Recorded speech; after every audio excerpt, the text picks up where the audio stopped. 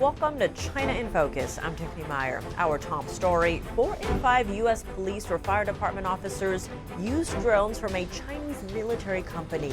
Lawmakers fear the devices could send live imagery of U.S. military installations to China. What's stopping them from ousting the drones from American skies? Ukrainian President Volodymyr Zelenskyy accusing Beijing of working hard to prevent countries from going to a peace summit, but which world leaders are being pressured to stay away. China arrests 2 citizens accused of spying for Britain. The case is part of a series of allegations tied to high-level espionage by China and Britain. And Donald Trump is now on TikTok, an app he once called a national security threat and tried to ban when he was in office. What made Trump join the app? The president is now on TikTok. It's my honor.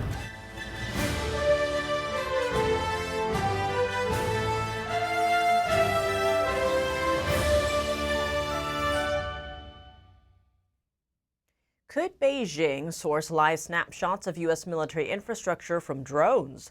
Lawmakers are pushing bills to stop that from happening, but they face one major obstacle.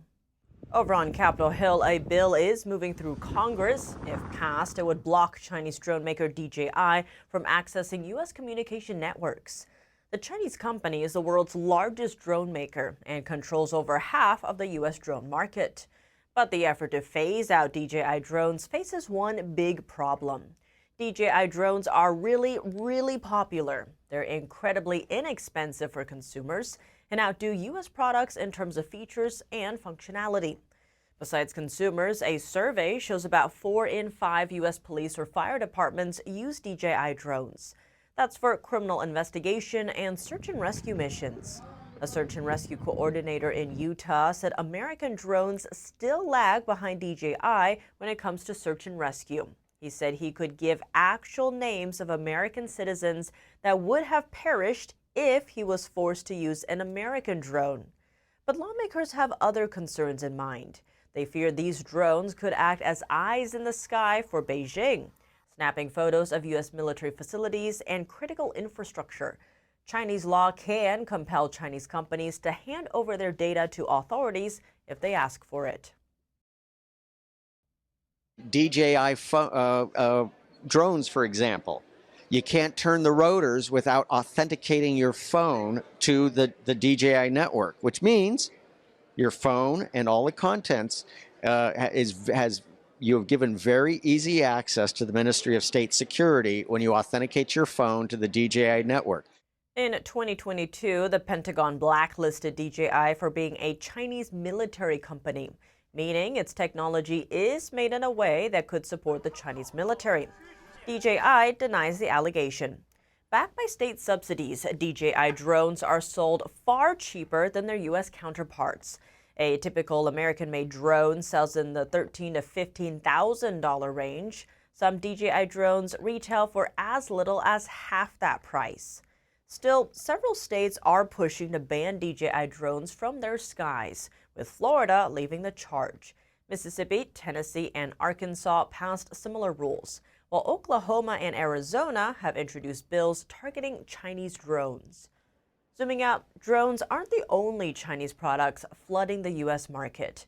There are also Chinese electric vehicles, batteries, solar panels, and cargo cranes that dominate the American landscape. President Biden has ordered investigations into Chinese-made smart cars over concerns they could spy on Americans. A Chinese trade group is seeking to buy special drone equipment on behalf of Russia. The U.S. and most European countries have repeatedly warned Beijing to not support Russia with dual-use equipment. That's because the civilian gear could help Moscow's military. The Chinese state-owned group is called the Guangdong Province Trade Promotion Association for Russia. It first shared the announcement 2 weeks ago. The statement said the group sought to buy drone jamming equipment for Russia. A Russian drone maker has said the equipment is used on the front lines in war. The gear is also capable of interrupting communications and some drone functions. Despite warnings from the West, China has insisted the products are dual use, meaning they have both civilian and military applications. Worth noting, drones have played a critical role in Russia's war with Ukraine. A cheap drone can destroy a cutting-edge tank on the modern battlefield. The second top U.S. Treasury official said 4 days ago that Chinese firms must choose between trading with Western countries or continuing to funnel supplies to Russia. More about the Chinese buyer, the group was only set up last year with the goal of helping purchase Chinese products on behalf of Russian customers. China has increased military and economic engagement with Russia since the war broke out. Ukrainian President Volodymyr Zelenskyy is accusing China of pressuring other countries to skip a peace conference in Switzerland. Here's his statement at the recent Asian Defense Summit. Russia, using Chinese influence in the region, using Chinese diplomats also, is doing everything to disrupt the peace summit. Regrettably, this is very unfortunate that such a big, independent, powerful country as China is an instrument in the hands of Putin. Switzerland is set to host the international summit next weekend. The focus is Zelenskyy's peace proposals, which require Moscow to withdraw all its troops from Ukraine. China proposed a different plan earlier this year, which aligns with Moscow's goals. China claims to have a neutral position on the war. The U.S. and most of Europe see its position as pro-Russian. That's due to the close defense engagement and increasing trade between Beijing and Moscow, especially after Western sanctions on Russia following the invasion of Ukraine. China has indicated that its officials won't attend the summit. Russia is not invited. U.S. President Joe Biden hasn't said if he'll participate. China's top intelligence agency is now accusing a Chinese couple of spying for Britain. The announcement comes after the UK charged at least 4 men of spying for China in the past 2 months. China's Ministry of State Security posted on social media Monday, saying it uncovered a major espionage case involving 2 Chinese citizens allegedly recruited by Britain's foreign intelligence agency MI6. The couple was identified by their surnames Wang and Zhou. According to the Post, the 2 reportedly worked for China's Central State Agency. They allegedly collected the Chinese regime's state secrets and handed them over to the UK. Beijing said the investigation is still ongoing and did not disclose further information. London hasn't commented on the matter. The accusations come as tensions rise between China and the UK. The 2 countries have clashed over the Chinese Communist regime's suppression of free speech and open elections in Hong Kong, a former British territory. 2 competing military strategies in critical region of international waters. Over the weekend, top defense officials from the U.S. and China offer their own security visions in the Indo-Pacific. Speaking at the Shangri-La Dialogue, U.S. Defense Secretary Lloyd Austin touted Washington's vast network of partnerships in the region. Washington recently ramped up defense cooperation with a number of Pacific nations, including Australia, Japan, South Korea, and the Philippines. Austin said this is, quote, just a starting point, and that more powerful maneuvers are expected. China, on the other hand, claimed that it is working to arm and provide military training to allies and partners, including those in the Indo-Pacific. Another flashpoint during the weekend meeting, Taiwan. Without mentioning the U.S. by name, a Beijing official said the island is a matter best left in the hands of regional countries. About 2 weeks ago, China staged a round of military drills around Taiwan after the island's new president was inaugurated.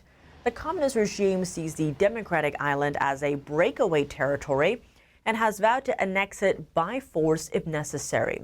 That's despite never having ruled it.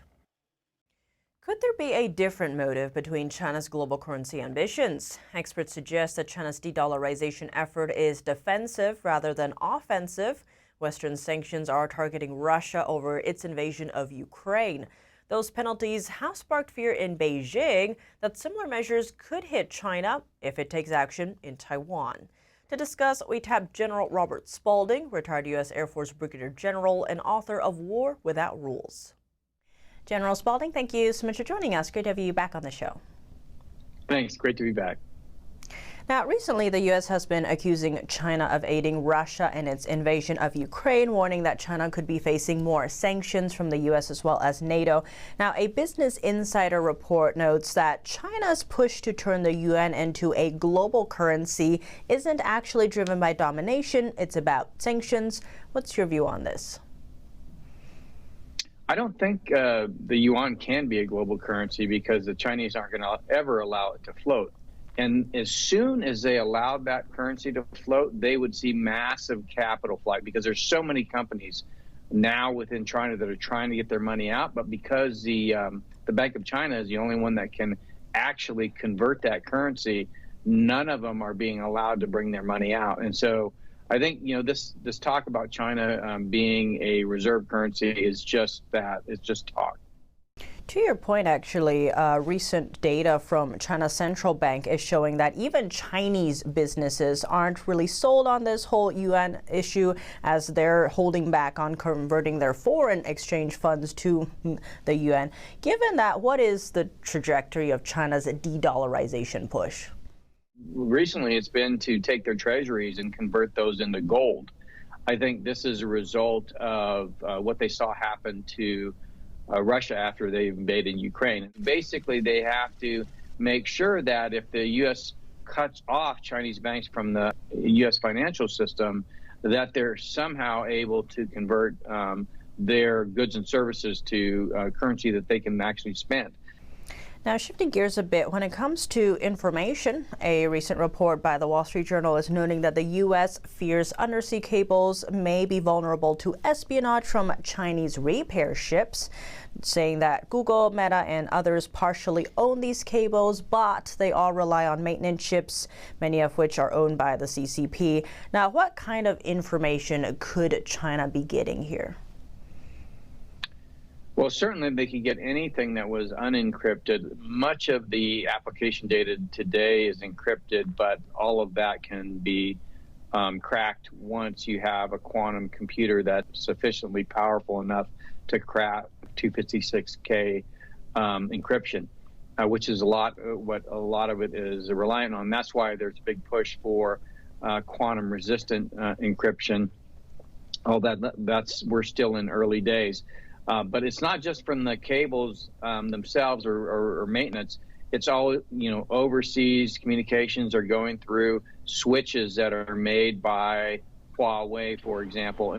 So I think what they're trying to do is vacuum up as much of this encrypted data as they can in anticipation of the time when they have a powerful enough quantum computer to break that encryption, and then they'll have full access to that. General Spalding, thank you so much for your time. Thank you. Switching gears to cyberspace, former President Donald Trump just joined TikTok, an app he attempted to ban during his presidency. Take a look at this. The president is now on TikTok. It's my honor. Vowing to gain more young supporters ahead of the November 5th election, Trump launched a TikTok account on Saturday night with a video of him greeting the crowd at UFC 302. Trump's debut video on the app has been played nearly 68 million times. It brought him 4.2 million followers in just over a day as of Monday afternoon. The move comes after a New York jury found the former president guilty of all 34 accusations in a New York criminal trial. Trump tried to ban TikTok with an executive order when he was in the White House, citing national security concerns. But earlier this year, he shifted his views, saying banning the app could boost other platforms like Meta's Facebook, which he describes as the enemy of the people. That's all for today's China in Focus on YouTube. We're now sharing a shortened version of our program here after being demonetized for 3 years. If you'd like to support us, consider donating. Find us at donorbox.org/China-in-focus or subscribe to our partner platform Epoch TV, where you can watch our full episodes. Just click the link down below. Here's what to look out for in our second half. Workers against forced organ harvesting take their message to the street after the American Transplant Congress refused to give them a booth. We hear from rally goers outside the event. We've been working on this for so long, who have colleagues in there right now, and they just denied us, just blocked us. And NTD's International Martial Arts Competition is coming to the U.S. this fall after preliminary rounds in Germany and Taiwan. We take a closer look at the competition and the values it's trying to promote. More on that after the break here on China in Focus. Thanks for watching China in Focus. I'm Tiffany Meyer. See you tomorrow.